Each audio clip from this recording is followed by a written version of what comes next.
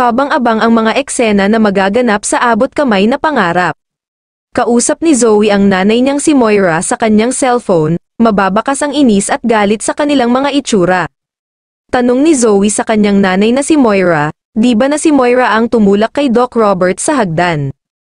Ang dahilan naman ni Moira ay para itago ang sikreto ni Zoe na hindi siya anak ni Doc Robert. Galit na galit si Zoe. Hindi mangyayari ang mga ito kung hindi nagpabuntis si Moira kay Doc Carlos, talaga dahil kung hindi ay hindi daw siya naipanganak ni Moira.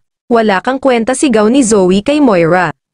Hikahos naman na papunta si Doc Annalyn sa kanyang nanay na si Lyneth. Dito sinabi niya na narinig niyang kausap ni Zoe si Moira sa cellphone nito.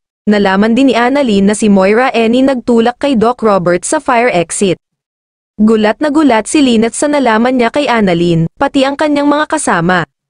Umiiyak naman si Zoe sa harap ni Doc Robert, na kung maaari ay pakinggan nito ang kanyang paliwanag. Biglang umeksena si Annalyn at kinumpranta si Zoe na tigil-tigilan nito ang pagdadrama dahil walang mangyayari sa pag-iiyak nito. Tanong ni Zoe kung anong ginagawa ni Annalyn doon. Sagot ni Annalyn, nandun siya dahil narinig niya si Zoe na kausap nito si Moira at para ipaalam kay Doc Robert ang totoo na si Moira ang nagtulak kay Doc Robert. Sa basement nagmamadaling pumunta si Moira sa kanyang sasakyan ngunit kasunod na pala nito si Doc Robert at naabutan siya nito paakay ng kanyang sasakyan. Pilit niya na pumasok sa kanyang sasakyan ngunit naabutan siya ni Doc Robert at pilit na pinabababa ito ng sasakyan. Ngunit si Moira ay nagmamatigas kay Doc Robert.